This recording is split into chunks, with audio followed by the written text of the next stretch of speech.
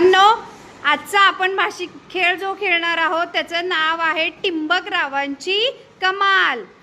तर टिंबकराव म्हणजे कोण?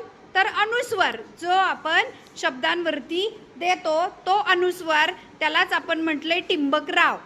ते जर नसतील तर शब्दाला अर्थ येत नाही। तर त्याची काय कमाल आहे आपण बघूया। पहिला शब्द आहे चादोबा। श्रणव पुढे ये, सांग या चादोबामध्ये कोणत्या अक्षरावरती अनुस्वार द्यावा लागेल? अनुस्वार दे बरं, वाचा। कोणता शब्द तयार झाला? Very good. दुसरा शब्द आहे भाडण। इथे कोणावरती अनुस्वार द्यावा लागेल? दे, शब्द वाचा। कोणता तयार झाला? Very good. पुढचा शब्द आहे जिवत। अनुस्वार कुठे द्यावा लागेल? व वरती। दे, वाचा सगळे।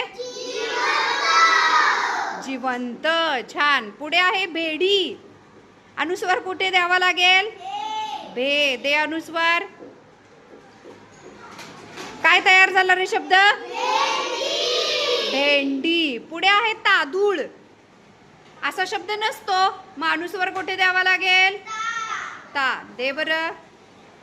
अच्छा, कोणता शब्द तयार झाला रे बाळांनो? तांदूळ। पुढे आहे मुंबई। याच्यामध्ये कोणत्या अक्षरावरती अनुस्वार द्यावा लागेल? दे, वाचा सर्वांनी। मुंबई। पुढचा शब्द आहे करजी। असा शब्द नसतो, मग इथे कोणावरती अनुस्वार द्यावा लागेल? र वरती। Very good. कोणता शब्द तयार झाला?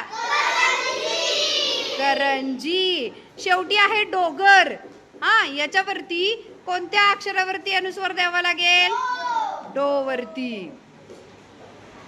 Very good. शब्द वाचा रे सगळ्यांनी।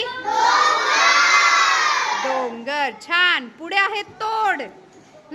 इथे कोणावरती अनुस्वार द्यावा लागेल? तो वरती। दे पटकन। अच्छा, कोणता शब्द तयार झाला रे? तोंड। पुढे आहे चांगला। अनुस्वार दे, चा वरती। बरं, काय तयार झाला? चांगला, छान। पुढे आहे पतंग। अनुस्वार कुठे देशील? त वरती। Very good. पतंग। आणि शेवटचा शब्द आहे कोबडा। को वरती अनुस्वार द्यावा लागेल। शब्द काय तयार झाला रे?